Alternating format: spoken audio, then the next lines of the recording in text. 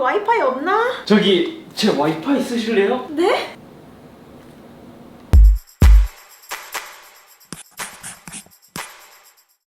안녕하세요, 이서입니다. 오늘은 들고 다니는 무선 공유기, 즉 라우터가 내장된 보조 배터리 언박싱입니다. 구입한 제품의 모델은 지음이 MF885라는 모델이고 약 5만원 정도에 구입했습니다. 얘는 특이하게 보조 배터리에 라우터 기능이 내장된 제품인데, 이러한 제품을 쓰는 이유는 여러 가지가 있어요. 일단 들고 다니면서 와이파이를 쓸 수 있다는 점, 그리고 해외에 나갔을 때 현지 유심을 쓰면 가격도 저렴하고 다 좋은데, 이게 내 번호가 아니다 보니까 간혹 국내에 전화나 문자를 받을 수 없는 경우에는 좀 아쉽더라고요. 그럼 로밍을 하면 되지 않냐고 하는데, 일정 데이터량을 쓰면 속도가 굉장히 느려져서 데이터를 많이 쓰시는 분들은 로밍을 많이 안 할 거예요. 그래서 이러한 제품만 있으면 현지 유심을 여기에 넣고 데이터는 와이파이로 연결해서 쓰고, 전화나 문자는 제가 쓰는 KT 기준으로는 해외에서 쓰더라도 국내 가격과 큰 차이가 없어서 저는 그렇게 사용 중이에요. 지음이 보조 배터리, 이거는 보조 배터리인가 라우터인가, 라우터인가 보조 배터리인가.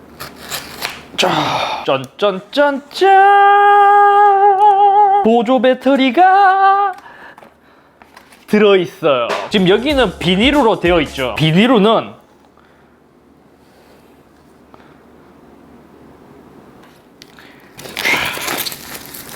이렇게 뜯어버릴 수 있습니다. 포장 방식은 샤오미와 거의 동일합니다.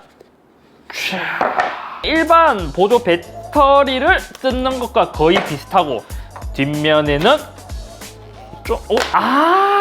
박스 옆에 유심 핀이 있습니다. 비닐로를 한 번 더 떼어내주고, 아무래도 일반 보조 배터리와는 달리 라우터 기능이 내장되어 있다 보니까 IMEI 그리고 맥 주소가 적혀 있습니다. 이건 아마 와이파이 이름과 암호가 아닐까 싶어요. 뒷면에도 이런 스티커가 있는데, 이런 건 가볍게 깔끔하게 제거하고, 본격적으로 제품을 살펴보면 제품의 용량은 1000mAh입니다. 얼핏 보면 샤오미 보조 배터리 1세대와 비슷한 느낌인데, 요즘 나오는 보조 배터리들은 좀 길쭉한 모양을 갖고 있습니다. 그에 비해 얘는 한 손으로 잡았을 때 그립감은 괜찮아요. 작고 좀 아담한 느낌. 무게 측정 시 삼성 보조 배터리는 232g, 즈미 보조 배터리는 263g, 조금 무게가 나가요. 그래서 그냥 들어보면 아무래도 보조 배터리에 라우터 기능까지 들어갔다 보니까 오히려 삼성 보조 배터리의 가벼움이 확실히 체감돼요. 아래에는 배터리 용량과 각종 정보, 상단에는 보조 배터리 충전과 라우터에 대한 인디케이터가 있습니다. 여기서 전원 버튼은 오른쪽에 있고,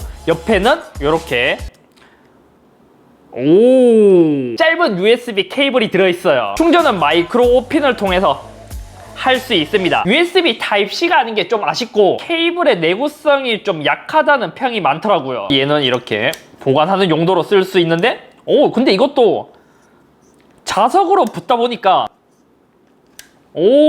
꽤 보관하기는 편리하게 되어 있습니다. 전원을 켜면 안테나, 와이파이, 배터리 잔량이 나옵니다. 이 제품이 지원하는 것은 밴드 1, 밴드 3, 밴드 7을 지원합니다. 국내 통신사의 주파수를 보면 SKT는 밴드 5와 3를 쓰고, KT는 3와 8, LG U+는 5와 1을 씁니다. 그래서 이 제품과 주파수를 겹쳐놓고 보면 사실 메인 주파수랑 잘 맞는 건 KT예요. 그럼 여기서 유심을 넣는 방법은 케이블을 빼고 여기를 찌르면 되는데, 이게 슬라이딩 방식이었으면 더 좋았을 것 같아요. 유심을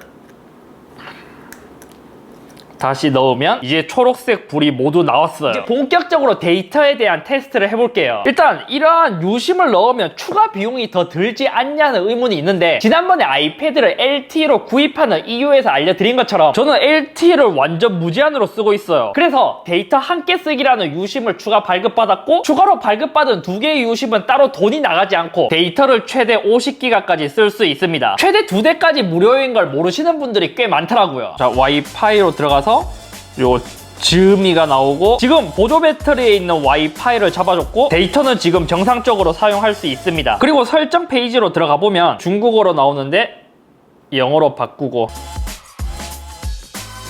근데 비밀번호를 설정하는 과정 중에서 오류가 있어서 보니까 초기화 할 때는 왼쪽에 있는 리셋 버튼을 꾹 누르면 초기화가 되더라고요. 관리 페이지에서는 신호 상태, 그리고 여러 가지 정보들이 있고 인터넷으로 들어가면 여기서 4G를 먼저 쓸 것인지 3G를 먼저 쓸 것인지 트래픽을 어떻게 컨트롤 할 것인지 핀, 와이어리스에서는 와이파이에 대한 설정을 어떻게 해줄 것인지, 그리고 최대 연결할 수 있는 기기의 수, 비밀번호나 여러 가지를 다시 설정해 줄 수 있습니다. 마지막으로 세팅으로 가보면 여기는 일반 공유기에서 세팅하는 것과 비슷한 그러한 설정들을 해줄 수 있어요. 지금 현재 어떠한 기기가 연결되어 있는지, 그럼 이제 속도를 측정해보면 상황에 따라 다르지만 지금은 그렇게 빠른 속도는 아니에요. 그래도 이 속도로 인터넷은 뭐 괜찮게 할 수 있고, 배고픈데 지금은 이 불백이 땡기네.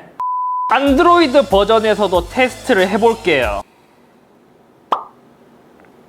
아이폰과 큰 차이는 없습니다. 속도는 통신사, 그리고 실내와 위치에 따라서 많이 차이가 있지만 이틀간 테스트를 해보니 평균 5에서 10 Mbps가 나왔습니다. 사실 이 정도 속도면 LTE라고 하기에는 좀 느린데 유튜브에서 Full HD 영상 정도는 가볍게 볼 수 있었습니다. 그리고 발열에 대해서는 손으로 만졌을 때 아래에는 크게 발열이 느껴지지 않고 위쪽에는 라우터가 있다 보니까 여기는 조금 미지근하게 따뜻하게 느껴져요. 라우터는 살펴봤으니까 보조 배터리를 살펴보면 보조 배터리를 충전했을 때는 여기에 연결하고 9V 2A 즉 18W로 충전할 수 있습니다. 그럼 반대로 보조 배터리에서 나갔을 때는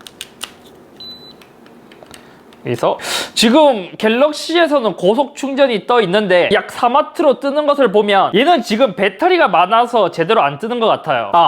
갤럭시 탭을 연결해서 충전해보면 지금 거의 12W 정도로 사용할 수 있습니다. 스펙은 퀵차지 2.0을 지원하고 최대 15W급으로 충전할 수 있다고 합니다. 아이폰의 MFI 인증을 받은 케이블로 연결하면 아이폰에서는 5V 2A 약 10W급으로 충전되고 있습니다. 추가로 갤럭시 S10에서 배터리가 10%일 때 테스트를 해보니까 약 15W까지 충전 속도가 나왔으며 아이폰의 배터리가 0%일 때는 영상과 동일하게 약 10W급으로 충전되었습니다. 보조 배터리의 스펙은 최근에 나온 1000mAh 제품보다 좀 빠방한 건 아닌데 그래도 나름 괜찮게 사용할 수 있을 정도의 스펙이에요. 지금 이 라우터 겸 보조 배터리를 살펴보니까 얘가 주파수를 많이 지원하는 것도 아니고 듀얼 밴드가 아니기 때문에 속도는 좀 느리긴 한데 간단하게 쓰기에는 괜찮은 제품인 것 같아요. 예를 들어 어차피 보조 배터리를 하나 들고 다닐 거 그냥 라우터랑 결합해서 에그를 하나 들고 다닌다라고 생각하거나 아니면 차에서 상시 와이파이로 만들어서 쓰거나 아니면 해외에 나갔을 때 현지 유심을 넣어서 쓰기에도 괜찮을 것 같습니다. 단 지원하는 주파수가 많이 없다 보니까 반드시 해외에 나갈 때는 그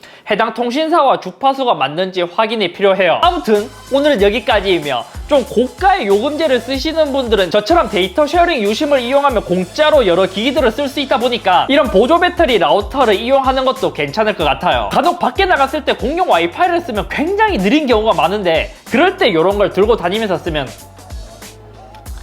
꽤 유용합니다. 배터리랑 와이파이 쓰면